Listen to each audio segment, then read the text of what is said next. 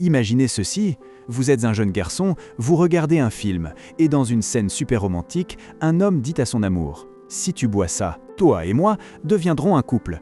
Et la fille, sans hésiter, le boit. Le petit Ji-ho, profondément ému par cette scène, décide alors et là, exactement ainsi, qu'il confiera son amour quand il sera grand. Quel macho, se dit-il. Des années plus tard, portant cette promesse gravée au fer rouge, Ji-ho, désormais grand, imagine son grand moment. À genoux, une petite bille dans une boîte, il demande à Yaeun « Avale cette bille, et toi et moi, nous serons un couple. » Alors, qu'est-ce que tu en dis ? Et elle, bien sûr, répond « Oui, parfait, mais la réalité, comme toujours, est un seau d'eau glacée. Mais la réalité, comme toujours, est un seau d'eau froide. » Ji-ho et Yaeun sont en rendez-vous dans un restaurant, et l'ambiance est gênante, très gênante. Les deux sont extrêmement nerveux, presque comme s'ils venaient de vivre leur premier rendez-vous. Il réalise que sa bille, qu'il avait apportée pour ce grand moment, ne fait que l'agacer davantage. « Pourquoi l'ai-je apportée ?» se demande-t-il. Yaeun, paniqué par la tension, attrape une bouteille de soju et commence à boire à grandes gorgées. Ji-ho la regarde choquée. « Désolée, lui dit-elle, j'étais tellement nerveuse d'être près de toi pour la première fois. » Et juste au moment où Yaeun s'apprête à lâcher « J'aime bien tu, Ji-ho », pris de panique, lui arrache la bouteille des mains et la vide d'un trait, sans plus de cérémonie. Soudain, Ji-ho vide tout le soju d'un coup en priant « S'il te plaît, que l'alcool fasse enfin sa magie. » À cet instant précis, dans le même bar, Gun-woo le voit tout entier depuis le comptoir. La scène est un peu chaotique. Un collègue s'approche de Gun-woo et lui demande s'il n'a pas à sortir la poubelle, mais en réalité, ses yeux sont fixés sur la table où Ji-ho fait une scène. Il demande à Gun-woo s'il connaît ce garçon. Gun-woo, avec un sourire qui ne parvient pas à ses yeux, répond que oui, ils étaient au lycée ensemble, mais qu'ils ne se saluaient que poliment. Pendant ce temps, Ji-ho continue de boire sans s'arrêter, et Yaeun, à côté, poursuit son propre chemin. Après un moment, le collègue de Gun-woo s'excuse et s'en va. Gun-woo reste seul dans l'établissement. Il jette un œil autour de lui, soupire et pense qu'il est temps de nettoyer. Mais quand il s'approche des tables, la vérité est un vrai désordre. Ji-ho est complètement évanoui, les joues rouges entourées de plusieurs bouteilles vides. Ronflant la bouche ouverte, Yaeun est également allongé sur une autre table, dormant paisiblement les mains jointes. Un désastre. Gun-woo soupire à nouveau, un peu résigné, pensant que les gens s'évanouissent toujours quand il est seul. Il s'approche de Ji-ho, le touche sur l'épaule et le secoue légèrement. « Et Ji-ho » dit-il. Ji-ho, les yeux grands ouverts, se réveille brusquement, tout rouge et effrayé. Balbutie « Où est-ce » Gun-woo le regarde avec une expression de pure confusion. Gun-woo le réveilla, mais Ji-ho restait encore un peu hébété. En voyant que Yaeun n'était plus là, il réalisa qu'il avait une foule de choses importantes à lui dire, et pire encore, il ne lui avait encore rien raconté à propos de la bille. Pendant que Gun-woo l'observait, Ji-ho, à moitié ivre, commença à chercher désespérément quelque chose. Soudain, il le trouva et eut une illumination. Il sortit un bonbon et pensa qu'il devait s'exercer à sa déclaration. Il semblait enthousiaste à l'idée de son plan. Juste au moment où Ji-ho s'apprêtait à mettre le bonbon dans un petit verre à shot, Gun-woo le regarda étrangement et lui demanda si c'était un bonbon. Mais avant que Ji-ho puisse dire ou faire quoi que ce soit, Gun-woo lui prit le verre et, sans hésiter, le vida d'une traite, bonbon compris. Ji-ho resta figé, les yeux écarquillés, totalement choqué. Gun-woo, avec ce sourire étrange, lui dit « Plus d'alcool pour toi » et l'avertit qu'il fermait dans 10 minutes. Ji-ho le regardait, incrédule, ne pouvant croire ce qui venait de se produire. Quand Gun-woo avala le shot et le bonbon, Ji-ho perdit la tête, la honte et la panique montèrent en flèche. Il s'imagina avec des oreilles et une queue de renard, furieux, hurlant à Gun-woo de cracher ce qu'il avait avalé. « Crache-le maintenant !» Dans son esprit, complètement ivre et désespéré, il pensait que la seule façon de résoudre ce désastre était que Gun-woo crache déjà. Dans son esprit, totalement ivre et désespéré, il croyait que la seule façon de régler ce désastre était que Gun-woo passe la nuit avec lui. Ainsi, dans la confusion de cette nuit-là, la scène dans le bar prend fin. Le lendemain, ou peut-être un peu plus tard, la vie continua son cours. Ji-ho s'éveilla avec un grognement, à moitié étourdi. Un s'échappe de ses lèvres tandis qu'il se remue, et soudain, d'un mouvement, il atterrit par terre. Un cri de oiseau l'accueille, et les yeux grands ouverts. Il réalise qu'il est dans sa chambre. Son visage est rouge, empli de honte et de confusion. Pendant un instant, un souvenir flou passe dans son esprit. Les oreilles de renard, la queue, Gun-woo qui lui crie « Ouach, quel cringe !» Dans son esprit, les oreilles de renard, la queue, Gun-woo qui lui crie. Quel cringe! Il murmure pour lui-même. C'était un rêve? L'idée que tout cela n'ait été qu'une mauvaise nuit lui fait pousser un soupir de soulagement. Oui, c'était un rêve. Juste un rêve, respire-t-il, éclatant de rire. C'était tellement trop horrible pour être réel, non? Il pensait s'être sorti de là. Mais juste au moment où son rire emplissait la pièce, un bip, bip, bip insistant le coupa. Son téléphone, qui était en mode silencieux, commença à vibrer comme un fou.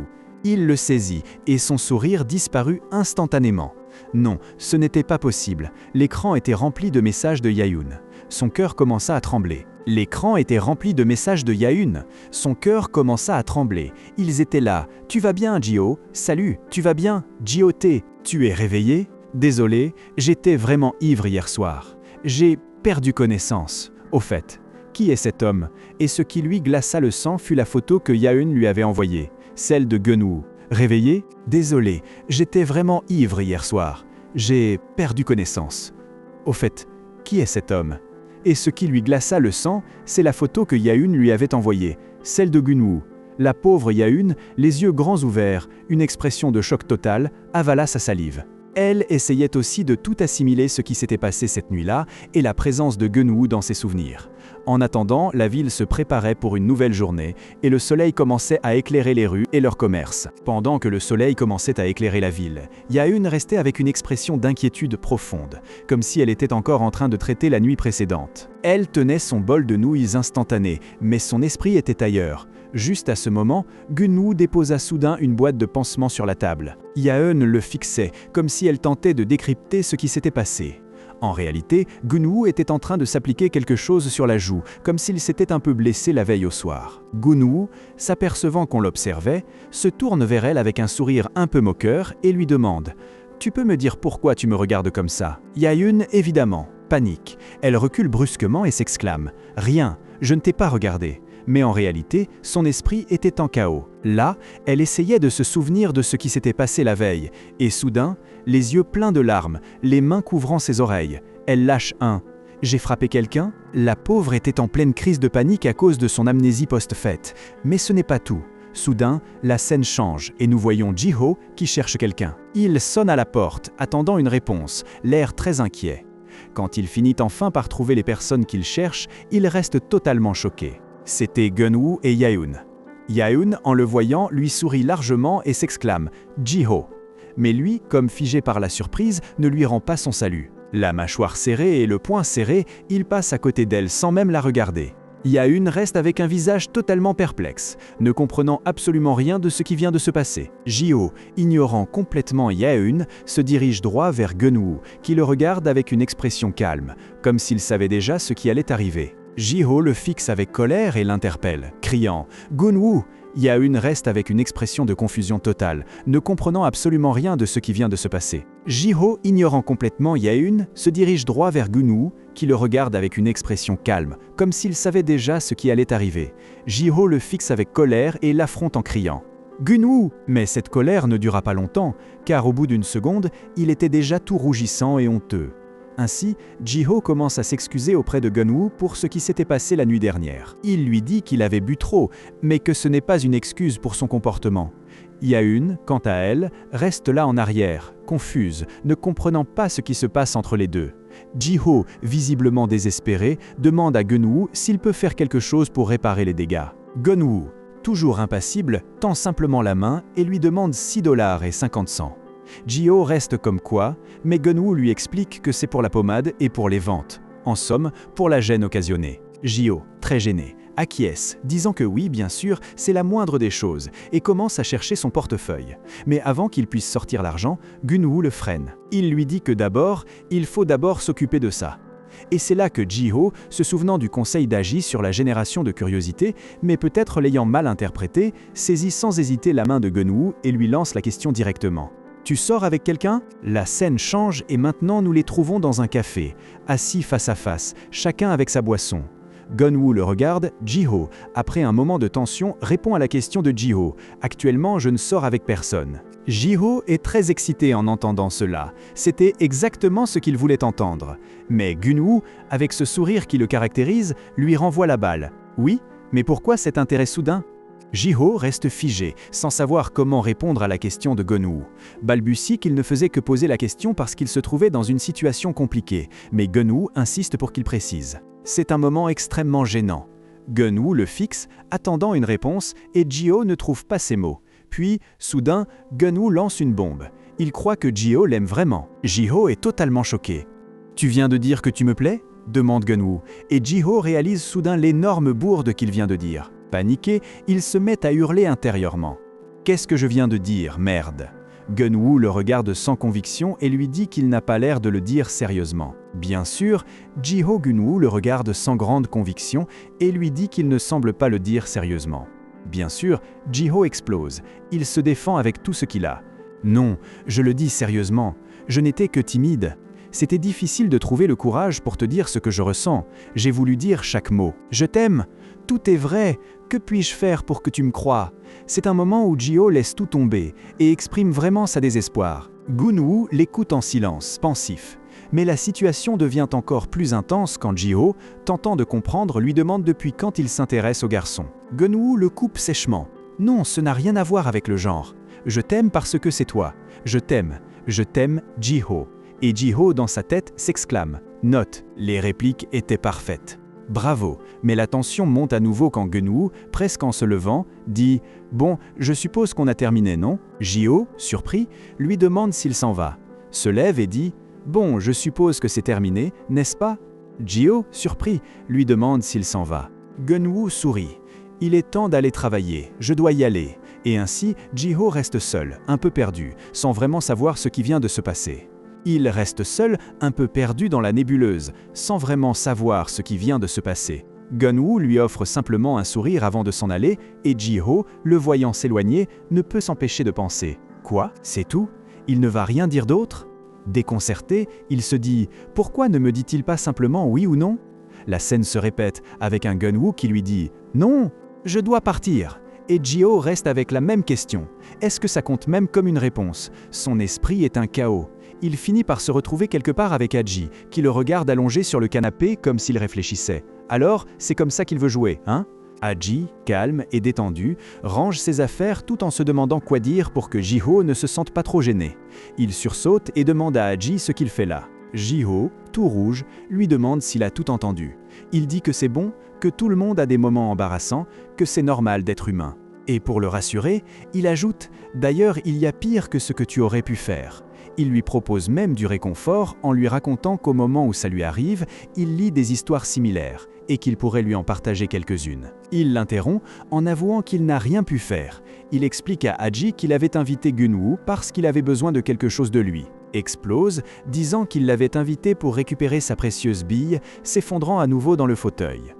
Ji-ho est toujours en crise. Qu'est-ce que je fais? Je ne suis pas prêt pour ça. De toutes les personnes. Comment séduis-je un garçon? Aji le regarde, l'air inquiet, touche son bras avec un livre. Dites, hé, remets-toi, je vais te dire quoi faire, arrive à son travail. On le voit entrer dans le restaurant et annoncer « Je suis arrivé ». Un collègue, Orang, le salue. Te voilà, Gun-woo, mais soudainement sursaute et demande « Orang, en voyant cela, demande à Gun-woo s'il va bien, car il le voit tout rouge. Gun-woo, un peu mal à l'aise, le nie, disant que ce n'est rien et que tout est parfait. Mais ce n'est pas tout, car il y a un panneau annonçant que le restaurant où travaille Gun-woo ferme définitivement à partir de ce jour même. Son patron, un jeune homme en hoodie, s'approche pour lui remettre son dernier salaire, lui exprimant sa gratitude pour toute son aide. Gun-woo, avec un regard sérieux, demande à son patron pourquoi quelqu'un dirait un mensonge, laissant son patron complètement abasourdi. Ailleurs, Ji-ho est en pleine panique. Tout rougissant, les mains tremblantes, il ne peut s'empêcher de se demander si Gun-woo, en tout ce temps, n'est pas déjà en couple avec quelqu'un. Retournant au restaurant, le patron, en entendant Gun-woo, le mal interprète totalement et se met à penser si à Gun-woo lui plaît. Ensuite, il lui dit qu'il a été sincère dans chaque mot et lui exprime une reconnaissance immense pour toute son aide. Il le décrit à l'aide de quelques surnoms affectueux, ennuyeux, entêté, marginal social, voire maladroit. Mais il précise rapidement, malgré tout cela, il ne l'a jamais déçu au travail, tout en lui remettant le paiement. Gun-woo reste un instant figé, sans savoir quoi dire. Le patron, voyant sa réaction, soupire et lui dit qu'il n'avait pas voulu le faire pleurer, qu'il voulait simplement lui faire comprendre à quel point il était formidable. Enfin, il l'envoie partir, en lui demandant de nettoyer les lieux avant de partir. Gun-woo reste seul dans le restaurant vide, le courrier à la main, plongé dans ses pensées. Pendant que Gun-woo repensait à ce qui s'était passé au restaurant, dans la sérénité de son foyer, il se sentait, disons-le, satisfait, très satisfait. Assis devant une armoire fort ouverte, Gun-woo admirait les piles d'argent qui scintillaient. « Excellent », pensait-il, « c'est pour ça que j'aime qu'on me paie en liquide. » Mais cette sérénité dura peu. Car soudain, une voix envahit son esprit, la voix de Ji-ho qui lui demandait « Depuis quand s'intéresses-tu aux garçons ?» Et il répondait presque en criant « Ce n'a rien à voir avec le sexe. Je t'aime parce que tu es toi. Je t'aime, Gun-woo, toi. » Gun-woo resta un peu désorienté par ce souvenir, comme s'il n'arrivait pas à saisir toute la portée de ces mots. Qu'est-ce qui se passait avec Ji-ho? Au pire encore, il commença à murmurer, soupçonneux. Est-ce qu'il est derrière mon argent? Et cette suspicion l'entraîna dans un souvenir sombre, comme si le passé lui tombait dessus. Une image en noir et blanc, une autre voix disant « Je t'aime » se demandant « Et toi ?» Et ainsi, dans ce souvenir, Gun-woo vit comment, jeune, il avait rougi en entendant un « Je t'aime ». Naïf, il avait répondu la même chose « Tu me plais aussi ». Mais la situation avait vite dégénéré. Cette personne l'avait plaqué au sol, tentant de l'arracher ses vêtements, tandis qu'il ne pouvait que crier « Attends, qu'est-ce que tu fais ?» Un moment terrifiant qui l'avait marqué à jamais. Hurler « Attends, qu'est-ce que tu fais ?» Un moment terrifiant qui l'a marqué. Pendant ce temps, Ji-ho était ailleurs, tremblant de honte. Ouf, il tenait entre les mains un roman romantique pour adultes, de ceux qui apprennent à séduire, et la scène qu'il lisait était assez intense. Il s'imaginait quelque chose de semblable avec Gun-woo et pensait « Comment pourrais-je faire ça avec Gun-woo ?» Soudain, un homme le sortit de ses pensées. Min Orang lui arracha le livre, riant. Il lui demanda pourquoi il lisait un truc pareil dans sa boutique. Ji-ho devint plus rouge qu'une tomate. Il tenta de se défendre en disant qu'il n'y avait personne, mais la honte l'emporta. Orang lui demanda s'il partait, et lui, soupirant, répondit que oui. Orang lui proposa quelque chose à manger, vu qu'il était l'heure du dîner, mais Ji-ho, abattu, répondit qu'il n'avait pas faim. En sortant, Ji-ho continuait à tourner dans sa tête comment conquérir Gun-woo. À peine dehors, il heurta quelqu'un. C'était Gun-woo qui le regarda perplexe et demanda « Eux ?» Reconnaissant Ji-ho, Gun-woo dit « Ji-ho ». Ji-ho, rouge comme une piment, parvint à peine à dire « Ah, oui, hello ». Gun-woo lui demanda ce qu'il faisait là. Ji-ho, avec un sourire audacieux, lui lâcha « Je suis venu te voir ». Mais en voyant la réaction de Gun-woo, ou peut-être à cause de la gêne, il devint nerveux et recula rapidement en disant « C'était une blague ». Ji-ho, qui était dans une recherche désespérée pour reconquérir Gun-woo, s'était fixé comme mission de le retrouver. Et quelle meilleure façon de le faire que de découvrir où il travaillait. Elle trouva un restaurant avec un panneau « Recherche assistant », pensant que ce pourrait être l'endroit. À l'intérieur, elle s'assit à une table à côté de Haji et, à sa grande surprise, de Gun-woo. En réalité, Haji était en train d'interviewer Gun-woo afin d'aider Ji-ho à mieux le comprendre. Les questions étaient des plus personnelles, bien sûr, Ji-ho voulait tout savoir. Haji commença par « Tu vis seul ?» Gun-woo répondit qu'il vivait seul, près de là. Ensuite, « Tu bois de l'alcool ?» Gun-woo dit qu'il n'en buvait pas beaucoup, jamais plus de 2 verres. Ji-ho notait tout soigneusement dans son petit carnet. Mais ce qui fit vraiment exploser la tête de Ji-ho, ce fut quand Haji demanda s'il avait eu une petite amie. Gun-woo, avec un sourire, dit qu'il n'avait jamais eu de petite amie, qu'il n'avait jamais sorti avec personne. Le propre Gun-woo, le crush de Ji-ho, vierge en amour. Haji fut aussi surpris, bien sûr, mais tenta de détendre l'atmosphère. Ji-ho, rapidement, voulut poser la question la plus importante. Quel est ton type idéal? Mais Gun-woo n'était pas d'humeur. Il semblait mal à l'aise, même soupira et demanda s'il devait vraiment répondre à une question aussi personnelle. Haji vit la situation et, voyant à quel point Ji-ho était anxieux, lui tapota l'épaule. « Ji-ho » lui dit-il, et avant qu'il n'ait pu dire autre chose, Haji le fixa du regard et lança « Laisse-moi finir l'interview ». Dehors, Ji-ho, tout honteux, ne put dire qu'il partirait. Dehors, assis sur les marches du restaurant, Ji-ho relut ses notes, frustré. Il avait des informations sur le fait que Gun-woo vivait seul, qu'il aimait la cuisine coréenne et détestait la nourriture rapide, qu'il buvait presque rien. Ce qui était le plus choquant, qu'il n'avait jamais sorti avec personne. Mais la partie essentielle, celle de son type idéal, restait vide. « Merde !» pensa-t-il. Il avait tout, sauf ce qui comptait vraiment. Ji-ho restait figé dans ses pensées, espérant déchiffrer quel genre de personne plaisait à Gun-woo, mais il ne trouvait tout simplement pas le moyen d'obtenir cette information essentielle. Finalement, il décida qu'il n'obtiendrait rien pour l'instant et qu'il lui poserait la question plus tard. Il referma son cahier en pensant que le premier pas pour le reconquérir était tout simplement de s'approcher de lui. Mais bien sûr, la grande question était « comment faire ça ?» Il se sentait à nouveau au point zéro, sans idée, seulement cette question résonnant dans sa tête tandis qu'il regardait le vide. Et pourtant, il y a 3 ans, la vie de Ji-ho était un peu différente. Au collège, c'était un véritable chaos. Les filles criaient de joie et ses camarades murmuraient, envieux, car Ji-ho semblait avoir gagné à la loterie. La raison ? Une énorme corbeille de chocolat et de bonbons qui faisait saliver n'importe qui. Ji-ho, un sourire jusqu'aux oreilles, profitait de toute l'attention. Il se sentait le roi du mambo, le seul à célébrer la Saint-Valentin, tandis que ses amis grognaient de jalousie. Sa explication ? Que puis-je dire ? Je suis simplement attirant, répondait-il, un sourire que tu peux t'imaginer. Il était en pleine performance quand une voix l'a interrompu. Et, Ji-ho, tu es sûr que c'est pour toi ? C'était Gun-woo, à moitié bâillant, qui semblait totalement indifférent à tout ce spectacle. La question laissa Ji-ho et les autres un peu choqués. Mal à l'aise, il affirma que oui, bien sûr que c'était à lui. Pour continuer la comédie, il expliqua que certainement une mystérieuse jeune fille, très timide, l'avait laissé sur son bureau. Mais Gun-woo, sans perdre son rythme, lui dit « S'écoute, je comprends que ce n'est pas facile à avouer, mais j'aimerais connaître le nom de cette fille pour la remercier. » Et il demanda, avec une calme qui te glaçait le sang, « Tu as vérifié s'il y avait une carte avec son nom dans le panier ?» C'est là que Ji-ho réalisa son erreur. Cherchant la fameuse carte, il la trouve, oui, mais avec un détail qui lui glace le sang. À Gun-woo, le choc est tel qu'il lâche la corbeille des mains et tous les chocolats et bonbons se répandent par terre. Ji-ho se penche rapidement, tentant de réparer le désastre, extrêmement frustré par la situation. Et c'est là que Gun-woo, avec cette calme qui lui est propre, éclate de rire moqueur et lui dit « Idiot, cette corbeille n'était même pas à toi au départ !» Ji-ho est sous le choc, mais Gun-woo, toujours aussi serein, lui explique qu'il l'a poussée pendant son sommeil. C'est pourquoi il savait qu'elle n'était pas à lui. Le visage de Ji-ho devient écarlate, et entre rire nerveux, il ne peut qu'admettre avoir fait une erreur, en croyant que c'était pour lui.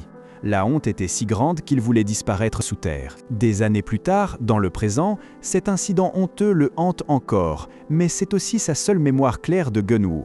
Des années plus tard, dans le présent, cet incident honteux le poursuivait encore, mais c'était aussi sa seule mémoire claire de Gun-woo. Marchant dans la rue, Ji-ho vit Gun-woo, qui soudain se tourna et le fixa intensément.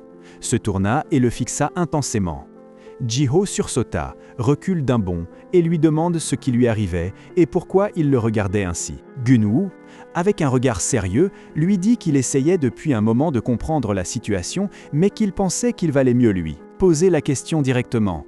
Il fit quelques pas vers Ji-ho, s'approchant très près, puis lâcha « Tu as dit que tu m'aimais. Alors, à quel point m'aimes-tu » Ji-ho resta choqué devant la question si directe de Gun-woo. Il essaie de rire pour cacher sa surprise, en demandant à Gun-woo ce qu'il voulait dire par combien, mais Gun-woo, imperturbable, ne fait que l'encourager à répondre. Quand Gun-woo fait un geste de la main, Ji-ho sursaute et recule, mais réagit aussitôt, lui saisissant le bras et s'excusant. Il lui dit qu'il ne savait pas quoi faire, que cela l'avait prise au dépourvu. Alors, Ji-ho prend l'initiative. Le regardant intensément, il lui demande « Tu veux savoir combien je t'aime ?» Et sans hésiter, il lâche « Je t'aime beaucoup ?» Je ferait n'importe quoi pour toi. Mais Gun-woo ne lui fait pas confiance une seule seconde. Il l'appelle sans détour un menteur. « Tu m'as évité quand j'ai essayé de te toucher, et tu dis que je te plaise ?» lui reprocha-t-il en lâchant sa main. Ji-ho resta figé. Ji-ho tente de se défendre, expliquant qu'il s'était senti nerveux parce que ça ne l'attendait pas et que c'était normal quand quelqu'un que tu aimes te touche. Mais Gun-woo n'a pas acheté ça. « Tu n'étais pas seulement nerveux, lui dit-il. Tu étais contrarié et tu voulais m'empêcher de m'approcher. » Cela met vraiment en colère Ji-ho. « Tu as mal compris, s'exclame-t-il. Crois-tu que tu peux dire n'importe quoi ? J'ai eu le courage de t'inviter à sortir et maintenant tu me traites de menteur. » Gun-woo lui répond qu'il aurait dû faire mieux. Ji-ho, sarcastique et frustré, demande ce qu'il devrait faire pour lui prouver son amour, s'il devait pleurer à chaudes larmes pour qu'il lui fasse confiance. Mais soudain, Gun-woo disparaît sans prévenir. Ji-ho resta seul, complètement désorienté. Un instant plus tard, Gun-woo apparaît ailleurs, comme si de rien n'était. demande à Ji-ho, toujours choqué, pourquoi il est si surpris en lui demandant de se calmer. Apparut ailleurs, comme si de rien n'était, et demanda à Ji-ho, toujours choqué, pourquoi il était si surpris, lui demandant de se calmer. Là, comme si de rien n'était, Gun-woo lance à Ji-ho que si vraiment il voulait lui montrer ce qu'il ressentait, c'était le moment idéal, dans un motel. Ji-ho reste choqué, à peine capable de traiter ce qu'il vient d'entendre. Mais juste au moment où l'atmosphère devenait tendue, des bruits étranges et forts commencent à provenir de la chambre voisine. Ji-ho, déjà très nerveux, sursaute et se met à écouter en tenant une tasse pour mieux entendre. Il semble que les gens de la chambre d'à côté étaient en pleine conversation très intense et Ji-ho ne peut s'empêcher de penser qu'on punissait quelqu'un. Des bruits étranges et forts commencent à provenir de la pièce à côté. Ji-ho, déjà très nerveux, ce Gun-woo, voyant sa réaction aussi enfantine, lui demande de cesser ses bêtises. Ji-ho, un peu contrarié par le commentaire, lui répond « Tu parles », car en réalité, Gun-woo n'était pas non plus le plus normal. À ce moment-là, Ji-ho réalise quelque chose encore plus étrange. Gun-woo portait un tablier et des gants de ménage. Complètement perplexe, il lui demande ce qu'il fichait habillé ainsi et Gun-woo, ne comprenant pas le problème, lui demande ce qu'il avait à son costume. C'est penser qu'une personne est en train d'être punie. Gun-woo, en voyant sa réaction si enfantine, lui exige qu'on arrête les bêtises. Ji-ho, un peu agacé par le commentaire, lui répond que Mira Kienabla, parce que la vérité, c'est que Gun-woo n'est pas non plus le plus normal. À ce moment-là, Ji-ho réalise quelque chose encore plus étrange. Gun-woo portait un tablier et des gants de nettoyage. Complètement perplexe, il lui demande ce diable faisait-il habillé ainsi. Et Gun-woo, ne comprenant pas le problème, lui demande ce qu'il y avait avec son costume. Ji-ho, tremblant d'effroi, ne pouvait croire ce qu'il voyait. Il lui dit que c'était ridicule, qu'il était venu travailler, et qu'il ne pouvait pas jouer avec lui de cette manière. Gun-woo, avec une expression sérieuse, l'accuse de se comporter comme s'il voulait seulement quelque chose de lui, comme s'il jouait avec ses sentiments. Ji-ho, blessé et furieux par l'accusation, lui crie que c'est lui le menteur, pas Ji-ho. Et là commence sa ridicule, qu'il était venu travailler, et qu'il ne pouvait pas jouer avec lui de cette manière. Gun-woo, avec une expression sérieuse, l'accuse d'agir comme si elle voulait seulement quelque chose de lui, comme si elle jouait avec ses sentiments. Ji-ho, blessé et en colère par l'accusation, lui crie que le menteur était lui, pas Ji-ho, et là commence à l'attaquer, en lui demandant ce qu'il faisait d'autre dans un motel, et surtout combien on lui payait. Gun-woo ne le lâche pas, l'encercle contre le lit. Il lui dit qu'il commence à l'agacer, qu'il lui dise la vérité, pourquoi il fait ça soudainement. La tension est épaisse, et Gun-woo insiste, s'il ne lui dit pas la vérité, mais à cet instant, quelque chose arrive que personne n'attendait. Soudain, sans prévenir, Ji-ho développe des oreilles et une queue de renard. Il rougit, se couvre le visage, profondément honteux. Gun-woo reste bouche bée, le regard écarquillé, se demandant ce qu'il voit. Ji-ho, quant à lui, ne peut penser qu'à « merde ». La vérité, c'est que Ji-ho est à moitié humain, à moitié animal. Oh, pour être plus direct, il est à moitié humain et à moitié renard. Gun-woo le traite, mais Ji-ho se sent mal, comme si cette partie animale le faisait se sentir à moitié humain. Tandis que Ji-ho est tout gêné par la révélation de sa forme de renard, Gun-woo, calme et placide, les gants de nettoyage aux mains, se met à réfléchir à ce qu'il vient d'entendre. Il demande à Ji-ho de le corriger s'il se trompe, et Ji-ho, nerveux, lui assure que oui. Gun-woo explique que, d'après ce que Ji-ho lui a dit, lorsqu'un humain voit quelqu'un mi-animal, avec oreilles et queue, cette personne s'endort instantanément et n'a aucun souvenir en se réveillant. Ji-ho hoche la tête et confirme tout ce qu'il dit. Mais la situation devient tendue quand Gun-woo lâche la bombe. Lui, contrairement à tous, se souvient de tout. Pourquoi? Il a avalé la bille de Ji-ho. Ji-ho reste stupéfait, mais rapidement son expression change en soulagement et joie. Il commence à féliciter Gun-woo, lui disant qu'il est un génie d'avoir tout compris. Une idée surgit chez Ji-ho. Si Gun-woo se souvient de tout grâce à la bille, alors il lui doit quelque chose. Avec un sourire confiant, il demande à Gun-woo ce qu'il devrait faire pour lui, espérant une réponse facile. Mais Gun-woo, qui nettoie avec un regard sérieux, ne réfléchit même pas. Il sourit, mais d'une manière glacial et lui répond d'un ton catégorique. Non, Ji-ho reste choqué. Littéralement, sa mâchoire tombe par terre. Tu ne veux pas? Demande Ji-ho, encore incrédule. Gun-woo le fixe et lui dit qu'il n'a même pas pensé à la question avant de demander quelque chose. Ji-ho essaie de réparer les dégâts, riant nerveusement et lui demandant s'il n'a pas été trop rapide. Il lui propose même de prendre son temps ou de s'endormir. Mais Gun-woo en a assez. Il lui dit qu'il est trop grossier et qu'avant de lui demander quoi que ce soit, il devrait s'excuser. Gun-woo se souvient des fois où Ji-ho lui a menti en disant qu'il l'aimait et le regarde avec une expression de déception. Gun-woo, le regard fixe sur Ji-ho, lui reproche de lui avoir menti uniquement pour passer une nuit avec lui. « Et c'est pourquoi je suis déçu de toi », lui dit-il directement. Ji-ho ressent le poids de ces mots. Il le regarde et comprend que Gun-woo est vraiment très en colère. Il a la gorge serrée, ne sait quoi dire. Soudain, la scène change complètement. Nous sommes maintenant dans un lieu qui ressemble à un motel, tout impeccable et brillant. Soudain, la scène change complètement. Nous sommes maintenant dans un endroit qui ressemble à un motel, tout impeccable et étincelant. Un employé s'approche de Gun-woo, visiblement impressionné. Il lui demande comment il a fait pour nettoyer toutes les chambres de 2 étages, les couloirs et les escaliers, et le félicite pour un travail excellent. Gun-woo, avec une expression épuisée, « Félicitations pour le travail excellent ». Gun-woo, avec une expression fatiguée, explique que le nettoyage l'aide à se calmer, et qu'aujourd'hui il était plus agacé que d'habitude. C'est pourquoi il s'est donné un effort supplémentaire. Pendant qu'il continue à travailler, l'esprit de Gun-woo le trahit. Il ne peut s'empêcher de repenser à la dispute avec Ji-ho. Nous le voyons avec un regard triste, réfléchissant que cette récupération va lui prendre un bon moment. La vue du motel où il travaille renforce sa mélancolie. Plus tard, Gun-woo marche pensif dans la rue, l'air abattu. Mais soudain, une main le saisit par le bras. C'est Ji-ho qui l'a suivi. Il le regarde avec une mélange d'appréhension et d'une évidente détermination. À cet instant, la voix tremblante, Ji-ho parvient enfin à lâcher un H.E. en le tenant fermement par le bras. Gun-woo le regarde avec prudence et Ji-ho, le visage rougissant, l'appelle par son nom. Il s'approche très près, presque collé à lui, et murmure un « Je suis désolé ». Avant de « Il s'approche beaucoup », presque collé à lui, et lui murmure un « Je suis désolé », puis insiste en disant que cette fois, il le pense vraiment. Désespéré, il supplie Gun-woo de lui pardonner. Les supplications de Ji-ho continuent, pleurant, implorant qu'il ne le déteste pas, s'il vous plaît. Gun-woo, toujours avec cette expression dubitative, lui demande un instant de silence, puis finalement lui dit qu'il va bien, mais qu'il lui demande s'il peut avoir un peu d'espace, qu'il se sent s'approchant trop. Il le pousse légèrement pour gagner un peu de distance. En entendant cela, Ji-ho s'effondre complètement. Des larmes commencent à couler sur son visage et il sanglote, disant qu'il se sent terriblement mal. Il reconnaît que tout ce qu'il lui a dit auparavant est vrai, qu'il est un cas perdu.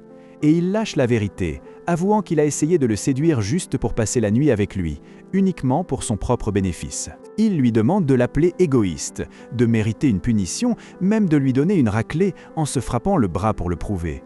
Gun-woo, tout en écoutant cela, pense qu'il savait depuis le départ que Ji-ho lui mentait. Mais malgré cela, il ne peut s'empêcher de se sentir déçu. Ji-ho termina de tout avouer, et Gun-woo, déjà un peu déçu, ne prend même pas la peine de maintenir le contact. Il lâche sa main et recule, restant silencieux. Même s'il savait déjà que Ji-ho lui mentait, au fond, une part de lui espérait que ce qu'il disait soit vrai, que Ji-ho l'aime vraiment. Les yeux pleins de larmes, la voix hachée, Ji-ho ne parvient qu'à dire « Je suis désolé ». Il était désespéré d'obtenir le pardon de Gun-woo, suppliait « Pardonne-moi, ne me déteste pas ». Mais la tension se brise quand Gun-woo annonce « On est arrivé ». Ji-ho, à moitié gonflé à force de pleurer, réalise qu'il s'agit de la maison de Gun-woo et dit, un peu surpris « Oh, tu habites ici ». Et là, dans cette situation si gênante, Ji-ho suggère « Je suis content que tu habites ici ». Gun-woo le regarde sans comprendre et Ji-ho, avec un sourire forcé, explique « Parce que c'est très près de chez moi ». Gun-woo, sans grande patience pour l'instant, lui dit « D'accord, comme tu veux. Tu devrais partir avant qu'il ne soit trop tard. » Déjà en train de s'éloigner, quand Ji-ho le freine brusquement. Il semble un peu mal à l'aise, mais insiste quand même. Il le regarde et dit « Bon, je sais que c'était mal de te mentir. Je sais que je n'aurais pas dû le faire, et je le regrette vraiment. » Ji-ho, plus sérieux, lui explique que même s'il sait que ce n'était pas intentionnel, il ne trouve pas juste de faire comme si rien ne s'était passé concernant la bille qu'il a avalée. Et soudain, avec une expression qui ne l'aide en rien, il lâche la bombe. « Je veux passer une nuit ensemble. » Il insiste sur le fait qu'une seule fois suffirait quand Gun-woo ne réagit qu'avec un « ah ». Ji-ho l'interprète comme un « oui », rit nerveusement et lui dit d'être gentil et patient. Un vrai crack, ce gamin. Gun-woo le regarde simplement, et Ji-ho, cherchant à détourner l'attention, lui demande brusquement à propos de ses oreilles et de sa queue de renard. Il veut savoir pourquoi il n'a pas pu les cacher avant, et s'il y a un moment précis pour qu'ils apparaissent. Ji-ho rit à nouveau, tentant de détendre l'atmosphère.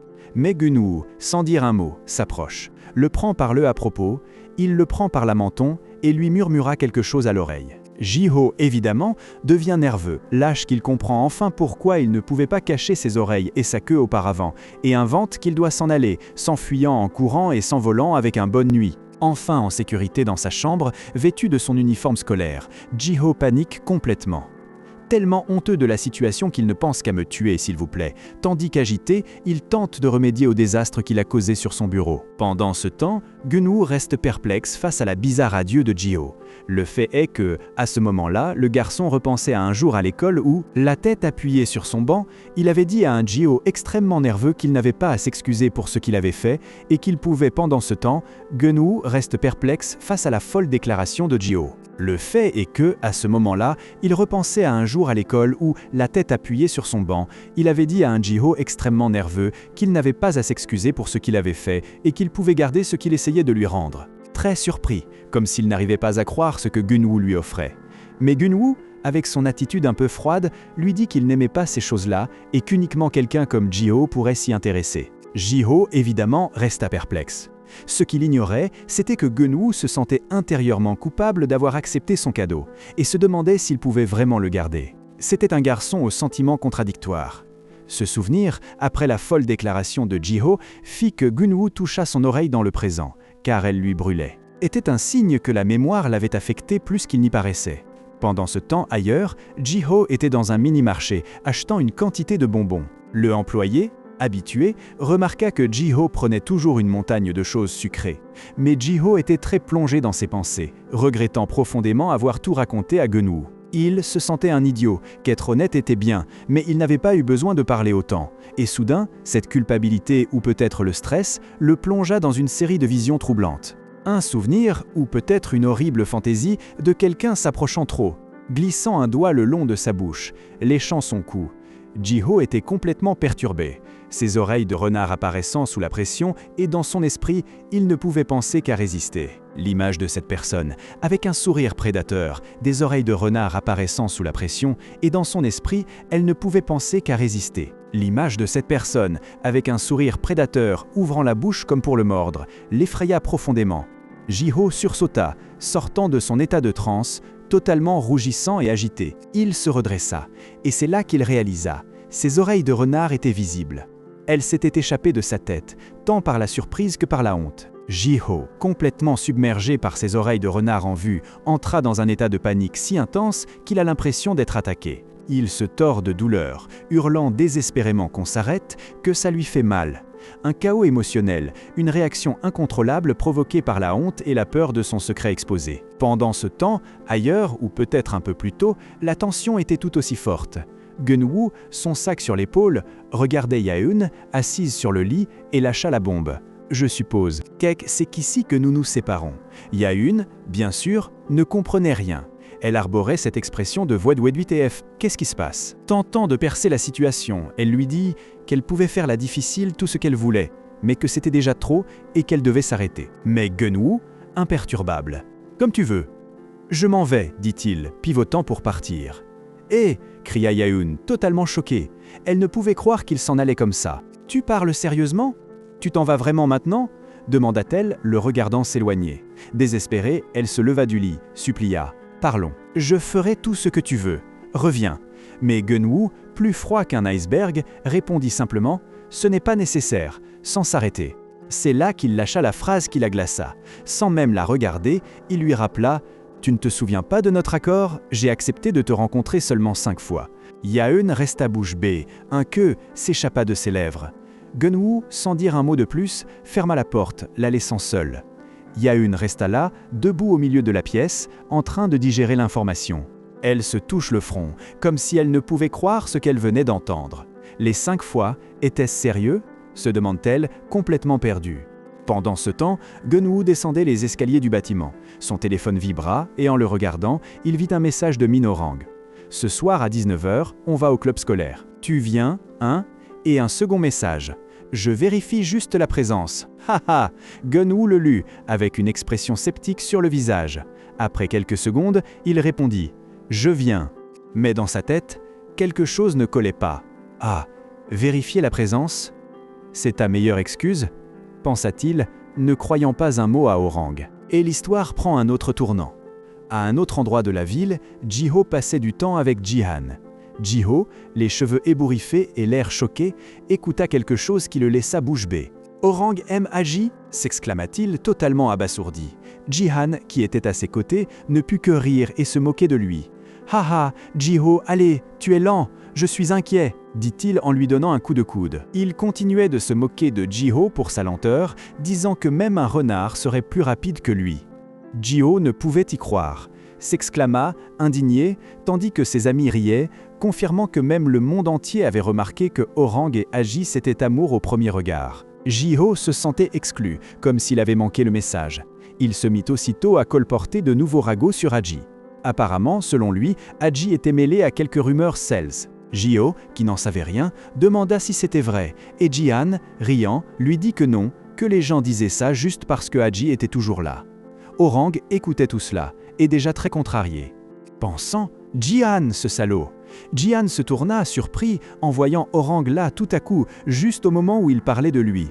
Il lui demanda, mais loin de se taire, Ji-han continua en disant que Orang était un idiot et qu'il ne pouvait croire qu'il aimait Aji. Ji-han continua à papoter, disant que Aji n'était pas seulement le fils supposé du propriétaire de l'hôtel, mais qu'en plus, il sortait avec un garçon différent chaque fois qu'il le voyait, qu'il était hors de contrôle. Il pensait « Waouh, Aji est incroyable », imaginant le garçon entouré d'admirateurs qui lui offraient des fleurs. Il explosa. Je pouvais entendre à des kilomètres, Ji-han, lui dit-il d'une voix chargée de colère. Orang se jeta sur Ji-han, le frappant et le réprimandant pour avoir tant causé. Ji-han se plaignait, tandis qu'Orang, avec un sourire sarcastique, lui répondait qu'il n'avait pas réalisé qu'il pouvait lui faire mal. Il ne put qu'expirer et demander si Ji-han avait encore parlé mal de quelqu'un. Apparemment, c'était devenu une habitude. Et tandis que Ji-han restait là, se plaignant des coups, soudain un cri retentit. Aji était arrivé. Tout le monde le remarqua, et une des filles lui dit qu'il était en retard, qu'il s'asseye. Aji, un peu perplexe par ce qui semblait s'être passé, ne comprenait pas pourquoi tout le monde était si intense. Orang, qui venait à peine de frapper Ji-han, serra les poings, mais se reprit aussitôt et dit à Ji-han que ce qui comptait, c'était qu'il ne parlerait plus de tout ça, n'est-ce pas ? Ji-han, déjà vaincu, ne put qu'acquiescer, promettant de laisser tomber. Immédiatement après, Orang changea d'attitude et s'approcha de Aji avec un sourire forcé, lui demandant s'il avait besoin de quelque chose, s'il voulait des nouilles ou toute autre chose qu'il pourrait lui préparer. C'était une tentative pitoyable d'être attentionné et tout le monde autour le remarqua. Ji-ho prit conscience de l'intérêt évident d'Orang envers Aji et se demanda quel était le secret de Aji pour gérer des gens comme ça. Aji, imperturbable, lui répondit simplement que non, que tout allait bien, qu'il mangerait ce qui était déjà sur la table. Plus tard, dans la salle de bain, Ji-ho croisa Aji et lui demanda, d'un ton perplexe, ce qu'il venait de dire. Aji, un sourire un peu gêné aux lèvres, lui proposa de répéter. Ji-ho, le regardant gravement, lui lança soudain une question inattendue. « Tu peux être mon frère aîné ?» Aji le regarda étrangement et lui répondit qu'il n'était pas plus âgé que Ji-ho, le prenant au pied de la lettre. Ji-ho rit et précisa qu'il ne parlait pas de ça, qu'il était incroyable, qu'il y avait déjà pensé, mais qu'à présent, c'était une certitude. Il s'approcha de lui, presque désespéré, et l'embrassa, lui demandant de lui enseigner ses compétences. Aji, de son côté, était plus perplexe que jamais, lui demandant quelles compétences il avait en tête, jusqu'à ce que Ji-ho lui dise directement. Il voulait apprendre ce qu'il avait fait avec Orang. Cela laissa Aji totalement abasourdi. Ji-ho, sans le lâcher, lui avoua son véritable objectif. « Comment l'as-tu séduit ? J'ai besoin d'apprendre à conquérir le cœur de Gun-woo, tu peux m'aider ?» Pendant qu'ils faisaient leurs courses dans un mini-marché, Ji-ho, fasciné, lui dit à Aji qu'il n'avait jamais vu Orang agir de cette manière. Aji lui expliqua qu'ils étaient amis depuis l'enfance et que leur mère était amie, mais cela ne calma pas la surprise de Ji-ho. Il restait choqué par la timidité et la rougeur qu'Orang avait montrée en présence de Aji. Ji-ho était tellement enthousiaste à l'idée de lui apprendre son secret que Aji l'interrompit avec une question cruciale. « Tu agis ainsi quand tu es près de Gun-woo ?» Ji-ho répondit que oui, et Aji lui lança sans détour qu'il ne savait pas cacher ses sentiments, qui étaient trop transparents et expressifs. Ji-ho, moitié en plaisantant, à moitié sérieusement, se demanda si c'était vrai. Aji, avec un regard sérieux, lui donne le premier conseil. Si elle voulait conquérir Gun-woo, elle devait créer de la curiosité. Ji-ho demande comment, et Aji lui explique qu'elle devait le troubler et, petit à petit, augmenter ses espoirs. Ji-ho le regarde fixement, assimilant l'information. Et pour lui donner un exemple concret, il dit « Par exemple, À ce moment, Ji-ho se penche sous la table où ils sont assis, et Aji le regarde surpris quand il sent sa s'agenouilla sous la table où ils étaient assis, et Aji le regarda avec surprise quand il le sentit main effleurer la sienne. Ji-ho se redresse en souriant, tenant son téléphone à la main, et dit qu'il l'avait trouvé, laissant entendre que le contact avait été accidentel. Aji, légèrement rougissant, termine la phrase, quelque chose comme ça. Avait trouvé, laissant entendre que le contact avait été accidentel. Aji, légèrement rougissant, termina la phrase, à peu près ça. Aji resta là, analysant ce qui venait de se produire. Il se demanda si le contact avait été intentionnel, mais ensuite pense que peut-être sa main l'avait touché par accident. Pourtant, comment pourrait-on toucher la main de quelqu'un par accident? Il tourne cela dans sa tête, exactement comme Ji-ho l'espérait. Parce que oui, Ji-ho était fier de sa manœuvre. C'était la compétence numéro 12. Curiosité du livre 100 incompétence pour séduire les hommes, et elle avait vraiment bien fonctionné. Avec un sourire jusqu'aux oreilles, Ji-ho dit à Aji qu'il sorte, que lui paierait ce qu'ils avaient consommé. Il se sentait invincible. Mais sa confiance ne dura pas longtemps. Alors que Ji-ho se préparait à partir, Aji resta immobile, fixant quelque chose du regard. Murmura un toit, et soudain, entre les couloirs, apparut Geun-woo. Oui, Geun-woo, avec un sourire serein, les saluant d'un simple salut. Le cœur de Ji-ho s'arrêta. Ses mains commencèrent à trembler. Ce n'est pas possible, pensa-t-il, avant d'exploser. Mais qu'est-ce que tu fais là, putain? Cette deuxième partie commence avec Ji-ho criant dans le mini-marché devant Geun-woo. Aji, son nouveau maître, conçoit un mensonge mathématique pour franchir la frontière. La déclaration de guerre met son nom en jeu. Il n'y a plus de retour en arrière. Et c'est ainsi que commence Dejamser Humano, partie 2. Puisque Geun-woo prend les commandes, fais la tienne en mettant un j'aime et en t'abonnant à la chaîne, et en commentant aussi si tu penses que Ji-ho va réussir à l'emporter ou va finir comme un clown. C'est parti. Ji-ho est complètement en crise et supplie Aji de devenir son maître afin de l'aider à récupérer Geun-woo. Le gamin est tellement désespéré qu'il ne se rend même pas compte de l'absurdité de crier au milieu d'un mini-marché. Le problème, c'est que Geun-woo était justement là et semble avoir entendu toute la stratégie de séduction des 100 incompétences. L'échange à la caisse devient la situation la plus gênante du monde et Ji-ho peine à cacher son panique. Geun-woo le fixe directement et lui demande si tout ce spectacle est pour le troubler à but. Ji-ho est tellement effrayé par la réclamation qu'il finit par lâcher la carte de crédit et la faire voler dans les airs. Ji-ho se sent la personne la plus pitoyable de la planète pour avoir tenté de jouer le séducteur et avoir si lamentablement échoué. Pour couronner le tout, Aji le regarde avec un sourire en coin et confirme qu'il est un vrai perdant. Extrait de narration Aji en a assez vu son air pitoyable extrait de narration et lui demande un jour pour mettre au point un plan mathématique impossible à faire échouer. Extrait de narration. Le gamin le prend si au sérieux qu'il sort même une calculatrice pour garantir le succès de la mission. Extrait de narration, pendant ce temps, Geun-woo reste en train de tout analyser avec une méfiance totale. Extrait de narration, évidemment, il sait que quelque chose de bizarre est en train de se tramer. Extrait de narration. Le temps passe et Aji, extrait de narration après avoir étudié des manuels de séduction comme s'il s'agissait d'un examen final. Extrait de narration, il appelle Ji-ho pour lui annoncer que la stratégie gagnante est enfin prête. Extrait de narration. Mais le timing est terrible, car Geun-woo vient de débarquer chez Ji-ho sans prévenir, ruinant toute préparation précédente. Extrait de narration. Ji-ho panique complètement parce qu'il n'a même pas pris de douche. Extrait de narration. Ji-ho panique complètement, car il n'a même pas encore pris de douche. Extrait de narration. Aji, de l'autre côté du téléphone, que son élève est sur le point de s'effondrer. Fragment de narration, et lui ordonne de se détendre afin de pouvoir piloter ce désastre en temps réel. Aji baptise la stratégie en déclaration de guerre et ordonne à Ji-ho de cesser de tourner en rond. Il doit être direct et avouer ses intentions sans filtre. Ji-ho finit par rassembler son courage et hurle au visage de Geun-woo que, peu importe ce qui arrivera, il finira par conquérir son cœur. L'atmosphère devient lourde quand Geun-woo aborde la question de passer une nuit ensemble, ce qui fait entrer Ji-ho dans un état de panique tel qu'il commence à bredouiller des insanités sur attendre que la nuit tombe. Juste au moment où la tension atteint son paroxysme, Geun-woo lui met les pieds sur terre avec une maturité inattendue. Il ne veut rien de rapide ni de forcé. Il préfère qu'ils se sentent d'abord à l'aise l'un avec l'autre. S'afin que les choses s'écoulent naturellement quand il sera prêt. Geun-woo décide freiner la voiture de la manière la plus directe.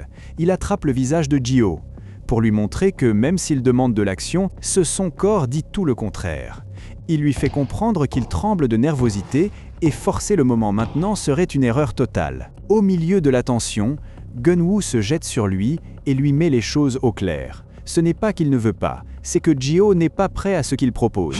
Il le laisse totalement muet, coincé entre le mur et l'épée, avec une maturité que le renard n'attendait absolument pas.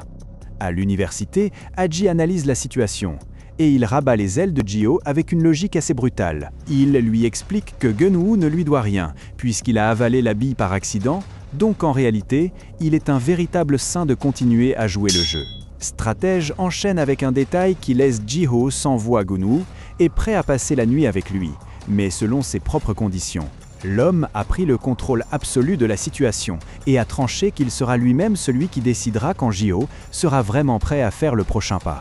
Ji-ho apprend la pire manière que Ji-han était l'informateur qui avait transmis son adresse à Gun-woo, et ce dernier, aussi cynique soit-il, se sent même fier de son supposé aide. Mais la trahison est complète lorsqu'il reçoit un message indiquant un lieu pour déjeuner ensemble. Ji-han a également filtré son numéro privé. Tandis que le coupable s'échappe, Ji-ho suppose que Gun-woo l'oblige en réalité à l'inviter. Et bien qu'il soit très anxieux, décide d'aller quand même pour ne pas perdre de terrain dans sa conquête. Le jeune homme arrive au restaurant, se vantant de ne rien lui devoir et de fixer clairement ses limites aujourd'hui, mais toute cette assurance s'effondre dès qu'il franchit la porte. Au lieu de tomber sur la personne qui l'attendait, il est accueilli par un employé dont l'aura est trop parfaite, le laissant complètement déstabilisé. Il s'avère que l'employé vedette est Gun-woo et Ji-ho entrent en crise, en réalisant qu'il a tout mal interprété l'invitation concernant son horaire, pas une rencontre romantique. Pour ne pas passer pour un intense, il ment en disant qu'il passait juste par là pour manger seul, mais Gun-woo le laisse sans voix en avouant qu'il avait aussi envie de le voir. La tension monte quand Gun-woo lui suggère qu'il le visite dans ses autres travaux pour qu'il puisse se rapprocher plus vite. Ji-ho est tout excité à l'idée qu'il enfin gagne du terrain dans sa conquête, mais ce sentiment ne dure pas longtemps, car Gun-woo coupe net la connexion. Sans préavis, il passe en mode serveur professionnel et lui demande sa commande, laissant Ji-ho complètement décontenancé par ce changement d'attitude si soudain. Ji-ho se redresse, parce que Gun-woo le traite comme un client ordinaire, mais sa colère ne dure pas plus longtemps que le temps nécessaire pour goûter la nourriture. Tout est tellement bon qu'il commence déjà à planifier sa prochaine visite. Le vrai drame commence quand il arrive à la caisse pour payer et réalise qu'il a commis l'erreur du siècle, il n'a pas apporté son portefeuille. En plus, quand le caissier lui lance le sauveur pour payer avec son téléphone portable, la mauvaise chance le poursuit et l'appareil s'éteint directement devant lui à cause de la batterie vide. Voyant qu'ils se connaissent, le caissier lui suggère de demander de l'argent emprunté à Gun-woo pour s'en sortir, mais le garçon n'a aucune pitié et le rejette avec un sourire tandis que Ji-ho meurt de honte. Ji-ho accepte le chargeur tandis qu'il réalise que Gun-woo est un accro de l'argent qui ne fait aucune exception, même avec ses amis. Il est clair que l'attitude professionnelle n'est pas une comédie pour lui. Les affaires passent avant tout sentiment. Tandis qu'il attend que le téléphone s'allume, Ji-ho découvre le carnet de bord fou de Gun-woo et comprend pourquoi il était toujours si fatigué en cours. L'homme a 5 emplois différents et ne se repose jamais, même le week-end il est littéralement une machine à facturer. Le lendemain, Ji-ho prend le défi au sérieux et se présente au deuxième emploi de la liste, une cafétéria. Prêt à tout. Revoir Gun-woo avec ce sourire commercial ne fait que l'encourager davantage à s'immiscer dans sa routine. Au lieu de s'asseoir pour commander quelque chose, Ji-ho se propose d'aider avec les tâches du local pour rester près de lui. Gun-woo tente de l'arrêter, car il ne l'a pas invité à travailler gratuitement, mais le renard a déjà décidé qu'il veut lui être utile à tout prix pour gagner des points. Ji-ho prend très au sérieux le fait d'être utile et entame une tournée de tous les emplois de Gun-woo, déterminé à impressionner, malgré presque s'effondrer en portant des packs d'eau. Gun-woo observe avec amusement le renard s'efforcer de prouver qu'il peut être le compagnon idéal dans n'importe quel domaine. À la grande surprise de tous, Ji-ho s'avère être une star de l'entreprise dans le restaurant. Il gagne même le respect des collègues les plus exigeants. Le plan fonctionne mieux que prévu. Gun-woo finit par baisser sa garde et admet que le garçon a un talent naturel pour le service. Mais tout cet effort a un prix. Et une chute dans la librairie s'achève au moment le plus opportune de l'histoire. Gun-woo le rattrape juste à temps pour éviter le coup. Ils se retrouvent si proches que la barrière professionnelle s'effondre complètement. Dans un climat électrique et les nerfs à vif, Ji-ho décide qu'il ne peut plus feindre qu'il veut seulement travailler. Le regardant droit dans les yeux, tout rouge, lui lance sans filtre tout ce qu'il veut en ce moment, c'est l'embrasser. Ouf, quel final torride, la bombe a été lâchée sans filtre. Comme le héros l'a attrapé juste à temps pour éviter le coup, attrapez-vous aussi ce bouton j'aime avant que la vidéo ne se termine. Abonnez-vous pour ne rater aucune seconde de cette tension. Commentez quel manhwa vous voulez que je raconte ensuite. À bientôt les fous!